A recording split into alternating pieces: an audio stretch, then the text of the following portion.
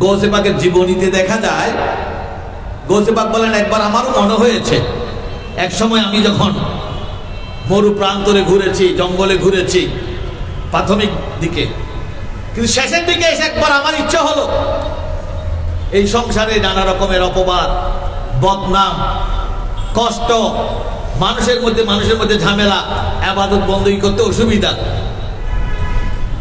ঠিক না? আপনি বাজারে মাছ বিক্রি করতেছেন, ওখানে বসে কে ইবাদত বন্দী করবেন, এরকম মনে আসতেও পারে। কিন্তু সত্যিকার অর্থে যার সাথে আল্লাহ এবং রসুলের সম্পর্ক আছে, সে মাছও বিক্রি করতেছে, খোদা রসুলকেও স্মরণ করতেছে।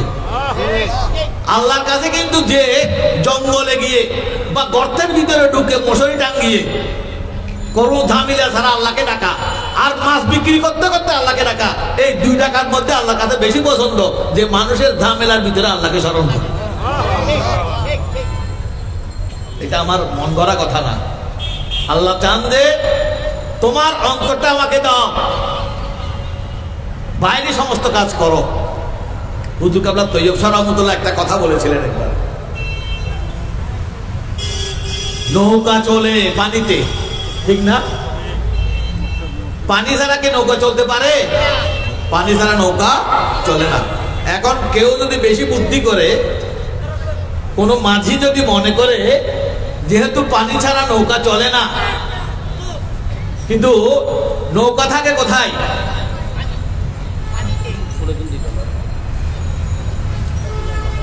একটা চেয়ার দেন, মোর্শেদ ভাইদের একটা চেয়ার দেন।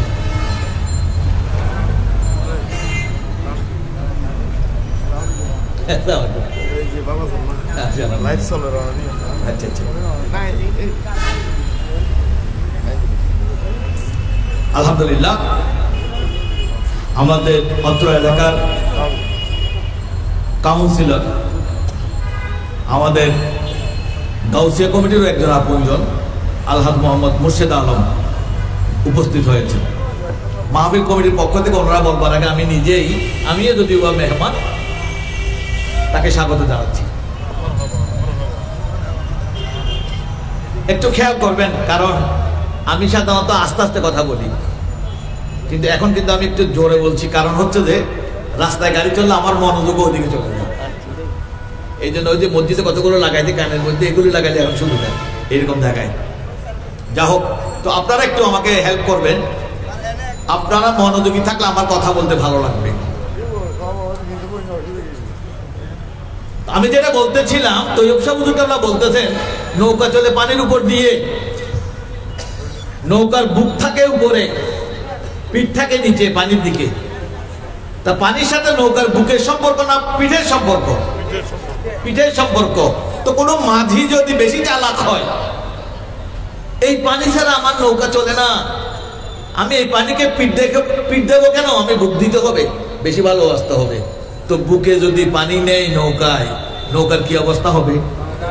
নৌকা ডুবে যাবে, মাঝিও ডুববে, নৌকার আরোহীরা ডুবে যাবে। হুজুর কাবলা বলছেন আমরা দুনিয়া ছাড়া চলতে পারবো না, কারণ যতক্ষণ হায়াত আছে দুনিয়া ছাড়া চলতে, কিন্তু দুনিয়াকে পিঠ দেব না, বুক দেব। আমি যদি মনে করি দুনিয়া ছাড়া চলতে পারবো না, তাই দুনিয়াকে বুকে নিতে হবে, তাহলে নৌকার অবস্থা হবে আমার। সুতরাং আমি দুনিয়াতে থাকবো, কিন্তু দুনিয়াকে আমি পিঠ দেখাবো, বুক দিব না। তাই আমি ও কথাটা বুঝাতে চাচ্ছি, আপনি মাছ বিক্রি করতেছেন, কিন্তু অন্তর মধ্যে আল্লাহর ভয় আছে, আল্লাহ স্মরণ আছে। ফাযকুরুনি আযকুরুকুম, তুমি আমাকে স্মরণ করো, আমি তোমাকে স্মরণ করবো। আমি একা একা বসে স্মরণ করলাম আল্লাহকে, কোনো মানুষ আমাকে ডিস্টার্ব করলো না। আর হাজার হাজার মানুষ তার সাথে আমি ব্যবসা করতেছি, আল্লাহকেও স্মরণ করতেছি। আল্লাহ পাক বলবে যে ওই ফেরেশতারা দেখো, এত মানুষের ডিস্টার্বের ভিতরেও সে আমাকে ভুলে নাই, মাছও বিক্রি করতেছে, আমাকেও স্মরণ করতেছে। এই জন্য এই স্মরণটা আল্লাহর কাছে বেশি গ্রহণযোগ্য। হযরত ওমর ফারুক রাদিয়াল্লাহু আনহু বলেন, জঙ্গলে গিয়ে আমি যদি সংসারে চিন্তা করি, তো জঙ্গলে গিয়ে আমার কি লাভ? বরং আমি সংসারে থেকে যদি ঝামেলার ভিতরে আল্লাহকে স্মরণ করি, তাহলে আমার জঙ্গলে না গিয়ে সংসারে দেখাই উত্তম। সুতরাং উদ্দেশ্য হচ্ছে আল্লাহ এবং রসুলের সাথে সম্পর্ক স্থাপন করা। আমার চিল্লা করার জন্য নিচে ঢুকে যাওয়া, মসজিদে চলে যাওয়া, এটা বড় ব্যাপার না। অন্তরের মধ্যে আল্লাহকে জায়গা দেওয়া, আল্লাহর স্মরণ থাকা সর্বাবস্থায়, এটাই কর্তব্য। আমি যেটা বলতেছিলাম, গৌসে পাক বলেন আমারও ইচ্ছা হলো একটু করে যে আমি যদি একটু এই সংসারের ঝামেলা বাদ দিয়ে একটু যদি জঙ্গলে টঙ্গলে গিয়ে একান্তে আল্লাহকে ডাকতে পারতাম। প্রত্যেকে চায় তার আশেকার মাসুকের কামনা যে আমার মাসুককে আমি একটু একান্তে পেতে চাই, মানুষ এখানে ঝামেলা একটু আলাদা করে ডাকবো। কিন্তু আল্লাহ পাক সবার জন্য এটা পছন্দ করেন না, কারোর জন্য পছন্দ করেন, কারোর জন্য করেন না। কার জন্য করেন না? যাকে দিয়ে আল্লাহ অনেক বড় কাজ করাতে চান, যিনি বেশি বড় কাজ করবেন তাকে সংসারে থাকতে হবে। যিনি একান্তে আল্লাহকে তালাশ করার জন্য জঙ্গলে চলে গেছেন, তিনি একা আল্লাহকে ডাকুন, নিজে বেলায় তর্জন করুন, ঠিক আছে, কিন্তু আল্লাহ পাক চান কারো কারো মাধ্যমে দিনকে চিন্তা করাবেন। তো দিন জিন্দা কিন্তু পাহাড়ে হয় না, দিন জিন্দা হয় বাজারে, দিন জিন্দা হয় ওখানে যেখানে বেশি মানুষ। তাই গৌসে পাক যখন মনে মনে চিন্তা করলেন আমি জঙ্গলে যাব, সাথে সাথে অদৃশ্য থেকে গায়েব থেকে আওয়াজ আসতেছে, হে আব্দুল কাদের, তোমাকে তো এই কারণে সৃষ্টি করা হয় নাই, আমার দিনকে জিন্দা করার জন্যই তোমাকে সৃষ্টি করা হয়েছে। অর্থাৎ তুমি মহিউদ্দিন, তুমি দিনকে জিন্দা করবা, তুমি জঙ্গলে গেলে কেমনে হবে? সুতরাং তুমি ওয়াজ করো। আমার নবী নির্দেশ দিয়ে তাকে ওয়াজের মধ্যে নামিয়ে দিলেন গৌসে পাককে।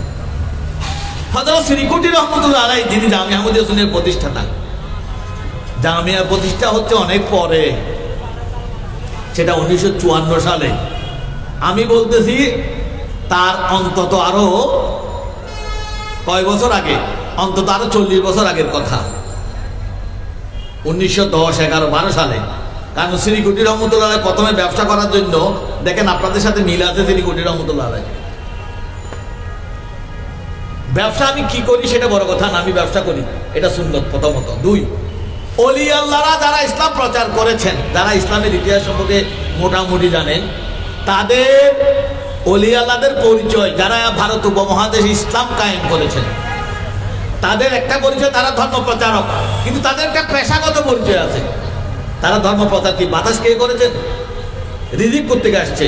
দেখবেন যে অধিকাংশ আরব ব্যবসায়ী, তারা ব্যবসায়ী ছিলেন, এখানে ব্যবসা করতেন, রিজিকের সন্ধান করেছেন, একই সাথে মানুষকে কলেমার দাওয়াত দিয়েছেন। শ্রীকুটি রহমতুল্লাহ আলাইহি লেখাপড়া শেষ করে তিনিও ব্যবসা করবার জন্য আফ্রিকা চলে গেছেন।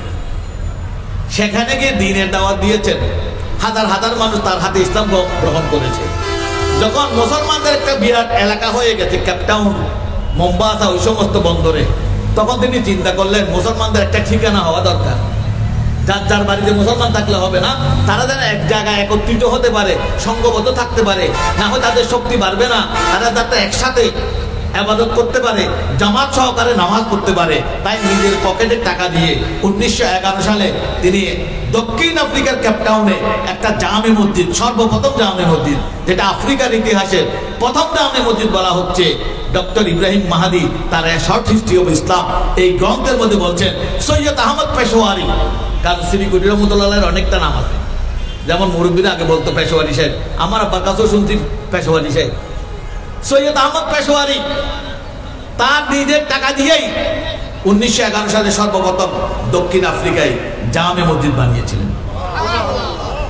এরপরে মসজিদ বানানোর পর যখন মুসলমানদের একটা ঠিকানা তৈরি হয়ে গেল, সেখানে ইমামতি করবার জন্য, দেখভাল করবার জন্য নিজের ভাই শ্রীকুটি রহমতুল্লাহর ভাই, যিনি বর্তমান হুজুর কাবলার নানা, শ্রীকুটি সাহেব হুজুর হচ্ছে বর্তমান হুজুরের দাদা, আর যেই ভাইকে শ্রীকুটি রহমতুল্লাহ আফ্রিকায় জিম্মাদারি দিয়ে নিজের দেশে চলে আসলেন, তিনি হচ্ছেন আবার বর্তমান হুজুরের নানা। তার মানে আত্মীয়তা ঘরে ঘরে। কেন ঘরে ঘরে?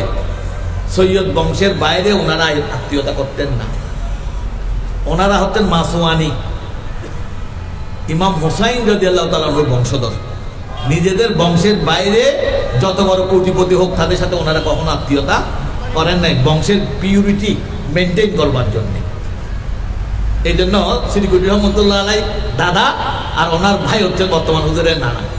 এই নানার ফ্যামিলি এখনো দক্ষিণ আফ্রিকায় খেদমত করছেন, যাদের হাতে আহলে সুন্নাত ওয়াল জামাত এখনো জিন্দা আছে। ওখান থেকে ফিরে আসবার পর এখানে একটা কথা বলে রাখি আমি কথা প্রসঙ্গে, শ্রীকুটি রহমতুল্লাহ আলাই যখন আফ্রিকা থেকে চলে আসছিলেন, তিনি কিন্তু আফ্রিকার একজন শীর্ষস্থানীয় ব্যবসায়ীও ছিলেন। উনি আসবার সময় সেখানে দান দান করে মসজিদ টসজিদ বানিয়ে যা খরচ করেছেন, যা মানুষকে দিতে পেরেছেন নতুন মুসলমানদেরকে, কারণ নতুন মুসলমানরা সহায় সম্বলহীন হন, তাদেরকে যা পান দিয়ে ফেললেন। এরপরও যেই টাকা পোস্ট অফিসের মাধ্যমে হরিপুরে পাঠিয়েছেন, নিজের চলে আসতেছেন একবারে, সেজন্য কিছু জমা থেকে বলা হচ্ছে যে তিনটা নাকি কয়টা গাধা নাকি উঠের বোঝাই ছিল হুজুরের টাকা। টাকা তো তখন নোটের টাকা, কাগজের টাকা নয়, তখন টাকা হচ্ছে যে কয়েন। সেই কয়েন 3টা উটের বোঝাই হয়েছিল শ্রীকুটি রহমতুল্লাহ টাকা, যেগুলো আফ্রিকা থেকে এনেছিলেন। আরেকটা কথা জানাতে চাই, শ্রীকুটি রহমতুল্লাহ আব্বা সৈয়দ সদর শাহ, লোকাল হিস্ট্রি বলছে সৈয়দ সদর শাহ ওই এলাকার বড় জমিদার ছিলেন। এই জন্য আমাদের হুজুরকে তাদের পেশোয়ারে উত্তর পশ্চিম সীমান্ত প্রদেশের বিভিন্ন জায়গায় তাদের সম্পত্তি আছে মাইলের পর মাইল। বাংলাদেশের কিছু সংকীর্ণ মানুষ অনেক সময় মানুষকে বিভ্রান্ত করবার জন্য তাদের যৌক্তিক কোনো সমালোচনার দিক না পেয়ে বলে ওনারা টাকা নেওয়ার জন্য এখানে আসে। নাউযুবিল্লাহ। আসলে যে স্তরের মানুষ তার চিন্তা ভাবনা কথাবার্তা সেই স্তরের হয়। চোর আরেকজনকে চোর মনে করে, ঠিক কিনা? তাহাজ্জুদ করার জন্য এক বুজুর্গ মসজিদে ঢুকলো। সে যখন মসজিদে উনি ঢুকতেছেন তখন তাড়াহুড়া করে একজন মসজিদ থেকে বেরিয়ে চলে যাচ্ছে। ওই তাহাজ্জুদ গুজারি পরহেজগার মানুষ চিন্তা করলো, হায় হায়, আমি তো আল্লাহর কোনো ইবাদত করতে পারছি না, আমার আগে যে চলে গেল সে তো সারা রাত ঘুমাই নেই, আজকে সারা রাত এখানে ইবাদত করতেছে। অথচ সে কোনো বুজুর্গ না, সে ছিল চোর। কিন্তু বুজুর্গ মানুষটা তাকে চোর মনে করতেছে না, কি মনে করতেছে? বুজুর্গ মনে করতেছে, তার চেয়ে বেশি বুজুর্গ। কিন্তু চোর যখন চলে যাচ্ছে সে বলতেছে, আরে বেকুব, আমি তো গড়ি টড়ি যা ছিল সব নিয়ে চলে যাচ্ছি, তুই এতক্ষণ পরে আসছিস। চোরটা মনে করলো বুজুর্গকে চোর, আর বুজুর্গ চোরকে মনে করলো বুজুর্গ। মানুষ নিজে যে স্তরের মানুষ আরেকজনকে সে স্তরে চিন্তা করে।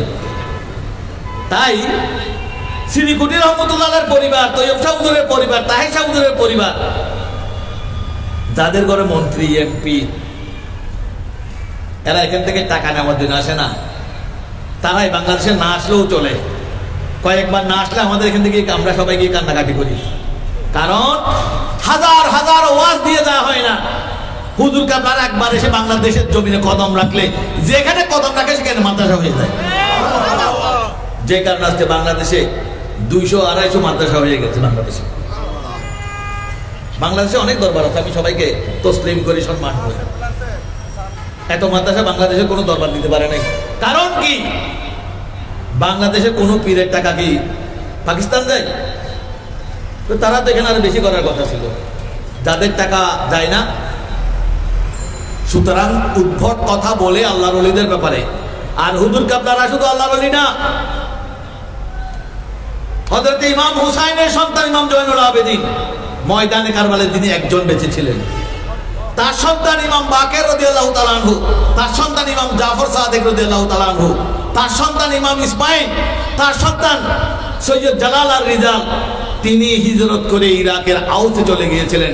সেখানে সৈয়দ কায়েম, সৈয়দ জাফর, সৈয়দ ওমর, সৈয়দ গফফার, তার সন্তান সৈয়দ মোহাম্মদ মেসুদারা, তিনি আবার সেখান থেকে ইসলাম প্রচার করার জন্য আফগানিস্তান এসেছিলেন। সেখান থেকে তার সন্তান পরম্পরায় সৈয়দ গফুর শাহ ওরফে কাপুর শাহ বর্তমান উত্তর পশ্চিম সীমান্ত প্রদেশে শিখদের বিরুদ্ধে লড়াই করে ইসলামের পতাকা উড়িয়েছিলেন।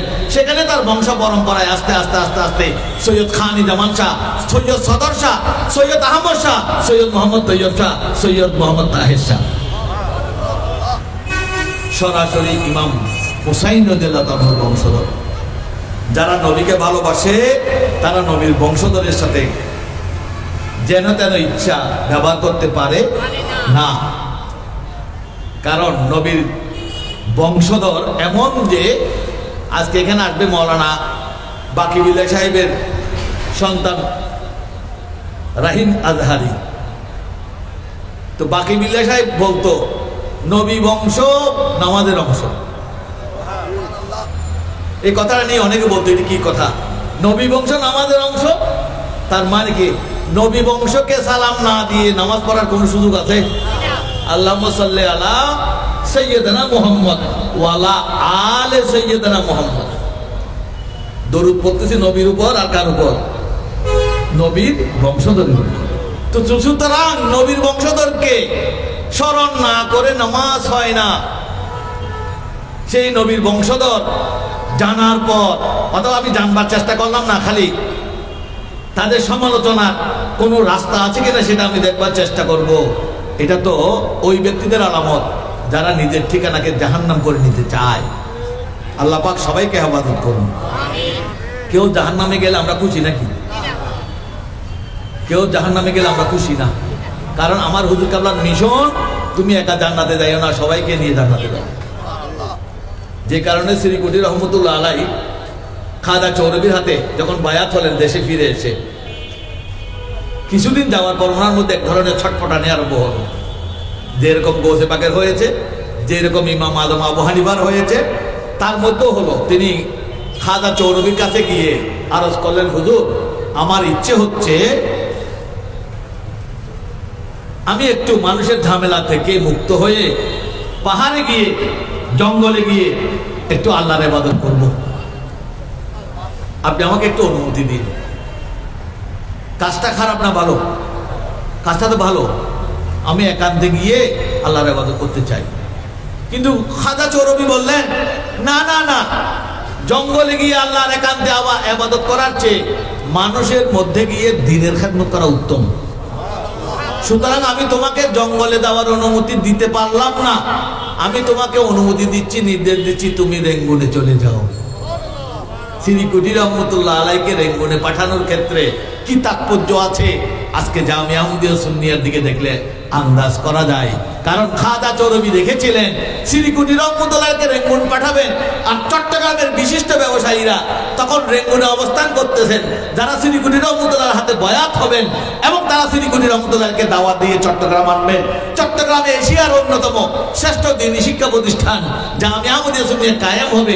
যে মাদ্রাসা কায়েম হওয়ার কারণে বাংলাদেশ সহ বাংলাদেশের বাইরেও আহলে সুন্নাত ওয়াল জামাতের আওয়াজ, নবীর দরুদ সালামের আওয়াজ পৌঁছে যাবে। আল্লাহু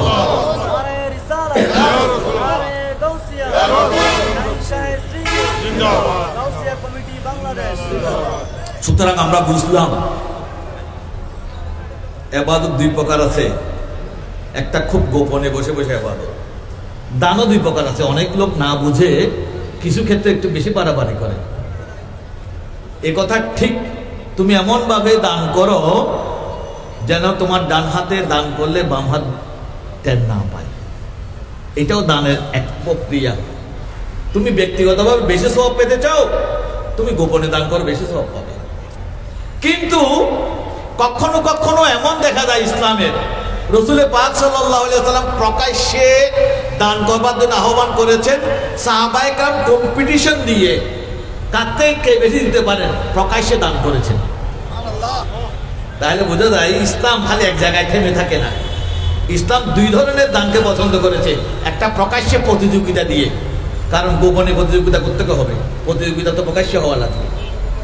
সেই প্রতিযোগিতায় ইসলামের ইতিহাস সাক্ষী দেয় তাবুকের যুদ্ধের সময় হযরত আবু বকর সিদ্দিক রাদিয়াল্লাহু তাআলা আনহু, তার ঘরে দেওয়ার মতো আর কিছুই ছিল না, যা ছিল চুলার ছাই পর্যন্ত বাদ না দিয়ে সবকিছু নবীর দরবারে এনে হাজির করেছিল। এই দানটা ছিল প্রকাশ্যে দান। কেন প্রকাশ্যে দান? আচ্ছা, যদি বলা হয় বাংলাদেশের উত্তরবঙ্গ এখন শীতে মানুষ মরে যাচ্ছে, সেখানে মানুষকে মোটা মোটা কম্বল দেওয়ার দরকার, শীতের বস্ত্র দেওয়ার দরকার। গোপনে দান করেন, দেখবেন গোপনে দান করলে কয়জন দেয়। এই সমস্ত ক্রাইসিসের সময় দরকার সরকারিভাবে কাউন্সিলরদের মাধ্যমে, বিভিন্ন জনপ্রতিনিধির মাধ্যমে, বিভিন্ন সংগঠনের মাধ্যমে প্রকাশ্যে মাইক দিয়ে ঘোষণা করে অমুকে 10টা কম্বল মারহাবা, অমুক 1000 কম্বল মারহাবা, যেন একজনকে দেখে আরেকজন আরো বেশি দেয়, আরো বেশি দেয়। লাভটা হবে কার? দুস্থ মানুষের। ইসলাম কিন্তু সেলফিশদের পছন্দ করে না। ইসলামের উদ্দেশ্য হচ্ছে সামাজিকভাবে সবাই শান্তিতে থাকা। যে কারণে গোপন দানকে যেমন ইসলাম উৎসাহিত করেছে, সেটা হচ্ছে ব্যক্তিগত তাকওয়া বৃদ্ধির জন্য। কিন্তু কখনো কখনো ওলি আল্লাহরা বলেন শুধু তোমাকে নিয়ে ভাবিও না, সমাজকে নিয়ে ভাবো। सिर्फ अपना पेट भरा ना ये कुत्ता का काम है। श्री गुडी रहमतुल्लाह बोलेन सिर्फ अपना पेट भरा ना ये कुत्ता का काम है। তুমি তো আশরাফুল মাখলুকাত, আমরা শুধু নিজের চিন্তা করব না, আমাদের চিন্তা হবে যে আমার পুরো সমাজকে বাঁচানোর জন্য। আলহামদুলিল্লাহ গাউসিয়া কমিটিতে পুরো সমাজ নিয়ে চিন্তা করে, এই ব্যাপারে এখন আর কারো সন্দেহ আছে? কারো আর সন্দেহ নাই। শেখ সাদি রহমতুল্লাহ আলাইহির কথা, আশা করি আমার এই বিষয়টা বলতে বলতে আমার কথা শেষ হবে, কারণ আমাদের কাউন্সিলর সাহেব আসছেন, রাহিম আজাহারি মনে হয় এসে গেছেন নাকি। তরিকত কি জিনিস? শেখ সাদি রহমতুল্লাহ আলাইহি বলছেন তরিকত বজুজে খেদমতে খলকে নিস্ত, না তসবিহ না সাজ্জাদা ওয়া দলকে নিস্ত। আমরা অনেকে মনে করি তরিকত মানে তসবিহ, ও মামা বেচারা বেশি তরিকতপন্থী, তসবিহ করতেছে খালি। তসবিহ দরকার নিজের জন্য, কাম করো। আচ্ছা হুজুর কাবলা আমাদেরকে, আমি বলি যে দুই প্রকারের সবক আছে আমাদের। হুজুর যখন বায়াত করান, তখন বায়াত করানোর পর আমাদেরকে সবক দেন ফজরের নামাজের পর 100 বার দরুদ শরীফ, 200 বার লা ইলাহা ইল্লাল্লাহ, 200 বার ইল্লাল্লাহ, 200 বার আল্লাহ। এই সবক মাগরিবের পর 6 রাকাত সালাতে আওয়াবিন, আবার 100 বার দরুদ শরীফ।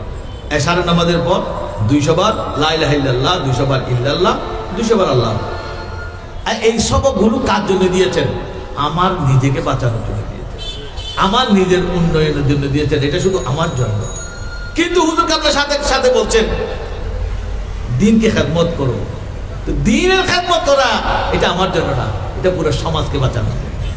সুতরাং আমাদের দুই রকমের সবক আমাদের মধ্যে রয়েছে।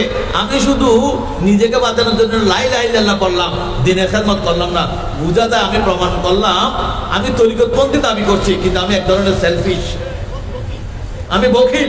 আমি শুধু নিজেকে চিন্তা করছি, সমাজকে বাঁচানোর চিন্তা করতেছি না।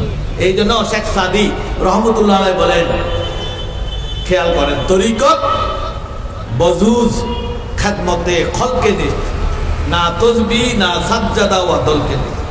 তরিকত তসবির নাম না, দলকে মানে আবাকাবা দুব্বার নাম না, সেজদার নাম না, শুধু তরিকত। তরিকত বজুজ খেদমতে খলক, সৃষ্টির সেবার নাম ওই তরিকত। সৃষ্টি বললে কিন্তু কথাটা অনেক ব্যাপক,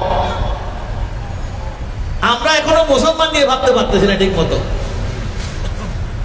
কেউ কেউ প্রথম আমাকে কোয়েশ্চেন করতেছে ফেসবুকে, আপনি হিন্দুদের দায়িত্ব নিলেন কেন, বৌদ্ধদের দায়িত্ব নিলেন কেন? আমি বলছি সৃষ্টির সেবার নাম ওই তরিকত।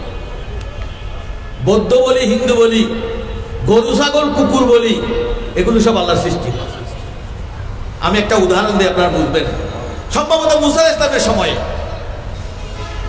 এক নারী, খারাপ চরিত্রের নারী, সোজা ভাষায় বললে মানুষ বলে যে বেশ্যা নারী যাকে বলা হয়, খারাপ ভাবে নেবেন না।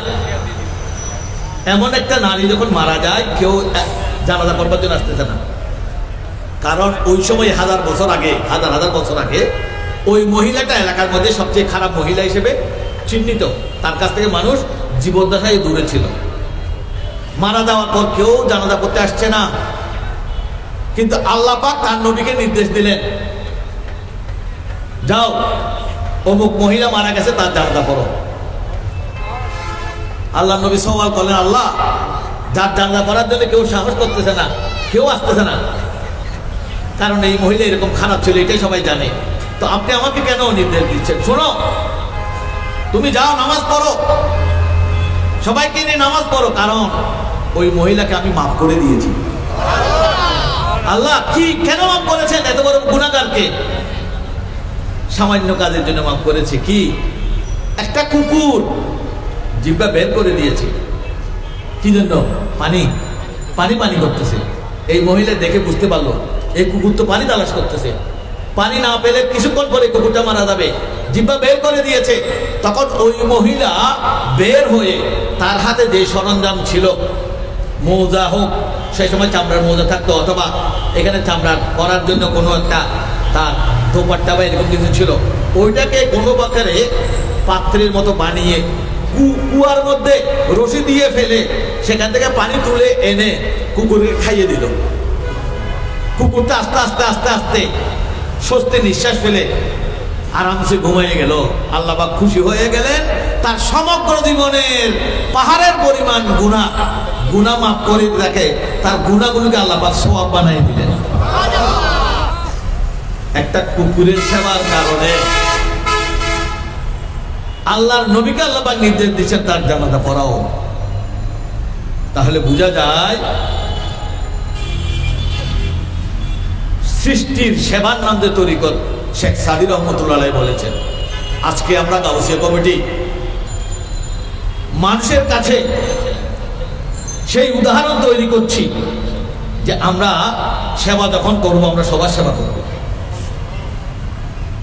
আমাদের যে সদরা শরীফ আছে গৌসে পাকের কসিদার মধ্যে দেখবেন কাজা ইবনুর রেফাই কান আমিন্নি ফায়াজ লুকুফি তরিকি ওয়াস্তাগালি। সৈয়দ আহমদ কবির রেফাই, যিনি রেফাই তরিকার ইমাম ছিলেন, যার সম্পর্কে গৌসে পাক বলেন সেই আহমদ কবির রেফাই বিশ্ববিখ্যাত, কিন্তু সেও আমার অন্তর্ভুক্ত। অথচ আহমদ কবির রেফাইয়ের জীবনীতে দেখা যায় তিনি কিভাবে ওলি হলেন। এই ঘটনাটা বললে আপনারা বুঝতে পারবেন। তিনি যে গ্রামে থাকতেন আহমদ কবির রেফাই, সেই গ্রামে একটা কুকুরের চর্মরোগ হয়ে গেছে। এমনি মানুষ কুকুর একটু ঘা ফাতরা হলে তার কাছ থেকে এমনি দূরে থাকে। চর্মরোগ হবার কারণে মাছে ভ্যান ভ্যান করতেছে। এলাকাবাসী সিদ্ধান্ত নিল এই কুকুর এখানে থাকলে আমাদের মধ্যেও সংক্রমিত হবে অনেক রোগ। সে কারণে তারা সিদ্ধান্ত নিল এলাকাবাসী এই কুকুরটাকে তারা তাড়িয়ে জঙ্গলে পাঠিয়ে দেবে। যখন এলাকাবাসী এই কুকুরটাকে জঙ্গলে পাঠিয়ে দিল দৌড়ে, সৈয়দ আহমদ কবির রেফাই দূর থেকে দেখলেন হাই হাই, এটাও তো আল্লাহর সৃষ্টি, তারও তো চিকিৎসা পাওয়ার অধিকার আছে, তারও তো ক্ষুধা আছে, তারও তো খাবার জোগাড়ের দরকার আছে, তারা তো আবাসভূমির দরকার আছে, রাত্রি আশ্রয় দরকার আছে। অথচ এই কুকুরটা লোকালয়ে থাকলে যে সুবিধাটা পেত আজকে তাকে জঙ্গলে পাঠিয়ে দেওয়া হচ্ছে। তখন আহমদ কবির রেফাই চিন্তা করলেন, না, সবাই মানুষের মধ্যে থাক, আমি কুকুরের সাথে থাকবো, আমি এই কুকুরের সেবা করব যতদিন কুকুর সুস্থ না হয়। তিনি কুকুরের পিছনে পিছনে তিনিও জঙ্গলে চলে গেলেন। সেই জঙ্গলে গিয়ে কুকুরের সেবা আরম্ভ করলেন। সেই কুকুরকে পাহাড়ের লতা পাতা দিয়ে রস বানিয়ে সেই রস কুকুরের ঘা ক্ষত অংশের মধ্যে দিতে লাগলেন। কুকুরকে গোসল করাচ্ছেন। নারে তাকবীর, নারে রিসালাত, নারে গাউসিয়া, সংসারের সেতু, প্রধান বক্তাগণ, শুভেচ্ছার স্বাগতম। মারহাবা মারহাবা। আমাদের মঞ্চে এসে উপস্থিত হলেন আজকের মাহফিলে প্রধান বক্তা, তুলে জনতার পদের স্পন্দন, মুজাহিদে মিল্লাত মাওলানা মুহাম্মদ আব্দুল মুস্তাফা রহিম আল আজহারি হাফিজাহুল্লাহ।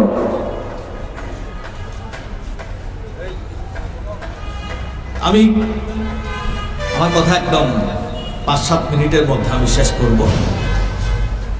হযরত আহমদ কবির রেফাই তিনি কি করলেন, জঙ্গলে চলে গিয়ে কুকুরটা সেবা করা আরম্ভ করলেন। তার জন্য ঘর বানালেন, নিজেও থাকলেন, কুকুরের জন্য খাওয়া দাওয়া দিচ্ছেন। আবার চর্মরোগ ভালো হওয়ার জন্য লতা পাতা দিয়ে সেটা পরিষ্কার পরিচ্ছন্ন করতে করতে সেবা পেলে তাড়াতাড়ি সুস্থ হয়, ঠিক কিনা? ঠিক মতো যখন পরিচর্যা হয়ে গেছে, কুকুর দ্রুত সুস্থতা লাভ করলো, একদম তেজি কুকুর হয়ে গেল। যে মাত্র কুকুরটা সুস্থ হয়ে গেল, সাথে সাথে আল্লাহর পক্ষ থেকে আওয়াজ আসলো, হে আহমদ কবির, তুমি নিজেকে কুকুরের চেয়ে নিকৃষ্ট জেনেছো, আমি আল্লাহ খুশি হয়ে তোমাকে ফেরেশতাদের উপরে তুলে দিলাম, যাও। তিনি আজকে কত বড় আল্লাহর ওলি। সুতরাং বোঝা গেল সৃষ্টির সেবার নামই তরিকা। হযরতে ফারুক আজম বলেন, ওই ফোরাত নদীর তীরে যদি একটা কুকুর না খেয়ে মরে, ফোরাত নদীর তীরে যদি একটা কুকুর না খেয়ে মরে, কাল হাসরের ময়দানে আমি ওমরকে দায়ী করা হবে। বুঝা গেল কুকুরের জিম্মাদারি মানুষের উপর বর্তায়। ওমর ফারুক ইসলামের খলিফা, তিনি শুধু মানুষের অধিকার দিবেন সেটা হতে পারে না। আশরাফুল মাখলুকাতের দায়িত্ব সমগ্র সৃষ্টির দেখভাল করা। আল্লাহ পাক যেমন সমগ্র সৃষ্টির রব, প্রতিপালনকারী, আল্লাহর পক্ষ থেকে যারা খলিফা হবেন তারাও কিন্তু সমগ্র সৃষ্টির দেখভাল করতে হবে, এটাই তাদের উপর দায়িত্ব। সেই দায়িত্ব যদি পালন না করে আমি মানুষের সেবা দিতে পারি নাই, তার জন্য আমি চিন্তিত। কিন্তু আমি যে আমার কারণে আমার এলাকা অন্য কোনো সৃষ্টি অবহেলিত হয়েছে কিনা তার জন্য আল্লাহর কাছে জবাবদিহি করতে হবে। আলহামদুলিল্লাহ, গাউসিয়া কমিটি বাংলাদেশ এখন সৃষ্টির সেবক হিসেবে আত্মপ্রকাশ করছে। ফারুক আজম বলেন, রাস্তা ভাঙ্গা হওয়ার কারণে শুধু মানুষ না, ছাগলের পাল যাওয়ার সময়, ছাগল যাওয়ার সময় পালে পালে যায় আরব দেশে, ঠিক না? ভেড়ার পাল থাকে, ভেড়ার পাল যখন যায় রাস্তা যদি ভাঙ্গা হয়, হঠাৎ করে ভেড়ার পাল যদি কেউ রাস্তার ইটের মধ্যে আঘাত লাগে, পাথরে আঘাত লাগে, আঘাতে আমরা যেমন ব্যথা পাই ছাগলও ব্যথা পাই, ঠিক কিনা? ফারুক আজম বলছেন এই ব্যথা পাওয়ার জন্য আমি উমরকে দায়ী করা হবে। তাহলে আমাদের দায়িত্ব যে কত বড়! আমরা এখনো মানবাধিকার প্রতিষ্ঠা করতে পারি নাই, সৃষ্টির অধিকার প্রত্যেকে পালন করব। যেই কারণে আমরা এখনো মুসলমানের সেবা করব কিনা না কার সেবা করব এগুলো আমরা হিসাব করতেছি। যখন আমি নিজেকে সেবক ভাববো, যার যার ধর্ম তার জন্য, ধর্মটা আলাদা জিনিস, সেবাটা কিন্তু আলাদা জিনিস। ডাক্তার যদি হিসাব করে আমার নাম পরিচয় নেই, তুমি হিন্দু না মুসলিম, তুমি ওহাবি না সুন্নি, ওই ডাক্তার কি সেবা দিতে পারবে? ওই ডাক্তারের উপর তো আমার প্রথমত আস্থাও থাকবে না, ঠিক কিনা? আজকে আমার বলতে খারাপ লাগে, আমাদের শেরে মিল্লাত দুনিয়া থেকে বিদায় নিয়েছেন। শেরে মিল্লাত আল্লামা নঈমী সাহেব হুজুর, তিনি এক ডাক্তারের কাছে যেতেন। কেন জানে আমার সন্দেহ হয়, হুজুর তো বেশি সরল মানুষ, সুন্দর করে কথা বললে মনে করে যে আমাদের লোক, কিন্তু আমি তাকে চিনি ছাত্র জীবন থেকে, সে কি কাজ করতো, যাদের বিরুদ্ধে নঈমী সাহেব হুজুর সারা জীবন জেহাদ করেছেন, সেরকম সংগঠনের কর্মী, সে এখন ডাক্তার হয়েছে। তার কাছে নঈমী সাহেব হুজুর চিকিৎসা করতে গেছেন, আমি বললাম আমার কথা শুনে নাই। কিছুদিন পরে নঈমী সাহেব হুজুরের কান শেষ করে দিয়েছে। এরা যদি ডাক্তার হয়, এরা তো ডাক্তার না। কারণ যিনি ডাক্তার হবেন তিনি কখনো ধর্ম, বর্ণ, দল, মত চোখ বন্ধ করে সেগুলো পিছনে রেখে সেবার নিয়তে তাকে সেবা দিতে হবে। ছিলেন বোয়ালখালী, ফেসবুকে লিখেছে, আমি করলডেঙ্গা যাচ্ছি। কোথায়? বোয়ালখালী, ওই টিকুদের বাড়ি বোয়ালখালী, অন্য বাড়ি ঘটে। দেখলাম কিছু ছেলে যুবক, এরা শ্রমিক না, রাস্তার নির্মাণ শ্রমিকও না, রাস্তা শ্রমিকও না, কলেজ বিশ্ববিদ্যালয়ের ছেলে কোমর বেঁধে রাস্তা ঠিক করে ফেলতেছে। আমি আশ্চর্য হয়ে দেখলাম স্বতঃস্ফূর্তভাবে উৎসাহ নিয়ে রাস্তা ঠিক করতেছে। তখন আমি ডাকলাম কিছু লোককে, এরা কারা? যে এরা স্বেচ্ছায় শ্রম দিচ্ছে, এদের নাম গাউসিয়া কমিটি বাংলাদেশ। ছিলেন উনি, দেখে উনি ফেসবুকে সেটা লিখেছেন। কিছুদিন আগে আমার বাজারের পূর্ব দিক থেকে আমাকে ফোন করলো, বক্তের ভাই আমরা এখানে একটা রাস্তা বানিয়েছি, আপনাকে উদ্বোধন করতে হবে। আমি বললাম আমি কেন উদ্বোধন করব? এটা কাউন্সিলরের কাজ, এটা চেয়ারম্যান মেম্বারের কাজ, যারা স্থানীয় প্রতিনিধি। বলে না, কাজটা আমরা করেছি, পকেটের টাকা গাউসিয়া কমিটির, শ্রমিক হিসেবে কাজ করেছে গাউসিয়া কমিটির সাধারণ ছাত্র যুবকরা, টাকাও তাদের, শ্রমও তাদের। রাস্তা কিরকম? এটা কি ঢালাই বলতে? পিচ না, কংক্রিট ঢালাই, সিসি ঢালাই, সিসি ঢালাই করে দিয়েছে গাউসিয়া কমিটি একটা ইউনিট। এরা কি 10 মাইল করবে, 5 মাইল করবে নাকি? এদের সামর্থ্য 300 গজ করুক, 100 গজ করুক, বুঝা যায়। তারা বললেন যেহেতু এটা সব আমাদের, এখানে আরো আপত্তি না, আপনাকে উদ্বোধন করতে হবে। আমি বললাম না, তবু আমার ভালো লাগতেছে না, গাউসিয়া কমিটির চেয়ারম্যান সাহেবকে বলেন আমি সাথে যাব। তো পিয়ার মোহাম্মদ কমিশনার, আমি গিয়ে উদ্বোধন করলাম। এখন আরেকটা মাথা উদ্বোধন করবো যে না আপনাকে এবার আসতে হবে, আমি যাবো। গাউসিয়া কমিটির কাজ মাদ্রাসার জন্য চাঁদা তোলা না। যদিও বা গাউসিয়া কমিটি চাঁদা তুলে এক জামিয়ার জন্য চালায় 100-র উপরে মাদ্রাসা, 100-র উপরে মাদ্রাসা চালায়। সাইনবোর্ড সর্বস্ব মাদ্রাসা না, বড় বড় দিনকে যারা জিন্দা রাখে সেরকম মাদ্রাসা। কিন্তু এখন আমরা দেখতে পাচ্ছি গাউসিয়া কমিটির কাজ শুধু মাদ্রাসা চালানো না, সমগ্র সৃষ্টির অধিকার নিয়ে চিন্তা করবার জন্য আমার হুজুর কাবলা গাউসিয়া কমিটি বানিয়েছেন। এই জন্য সাবেক শাহুজুর বলেছেন, যখন গাউসিয়া কমিটি বানানো হচ্ছিল আমি আব্বাদিকে জিজ্ঞেস করেছিলাম দরকার কি, কেন করছেন? আঞ্জুমান আছে, জামিয়া আছে, জুলুস আছে, লাখো লাখো পীর ভাই পীর বোন আছে, আরেকটা সংগঠন দরকার কি? তৈয়ব শাহুজুর উত্তর দিয়েছিলেন, কেন আমি গাউসিয়া কমিটি বানাচ্ছি সেটা একদিন তুমি দেখতে পাবে, বুঝতে পাবে যখন আমি থাকবো না। আলহামদুলিল্লাহ এখন মানুষ আস্তে আস্তে টের পাচ্ছে গাউসিয়া কমিটি কেন বানানো হচ্ছে। আল্লাহ পাক আমাদেরকে এমন একটি সংগঠন গাউসিয়া কমিটি, যারা আজকে সবার আশ্রয়ের জায়গা, সবার বিশ্বস্ত ঠিকানা, এমন একটি ঠিকানায় এই এলাকার সমস্ত ব্যবসায়ী এবং ব্যবসায়ী কর্মচারী সবাই যেন এই ঠিকানায় এই চাদরের নিচে এসে নূহ আলাইহিস সালামের জাহাজের যাত্রী হয়ে কাল হাশরের ময়দানে আমরা যেন সবাই একসাথে জান্নাতে যেতে পারি। আল্লাহ পাক তৌফিক দান করুন। আসসালামু আলাইকুম ওয়া রাহমাতুল্লাহ।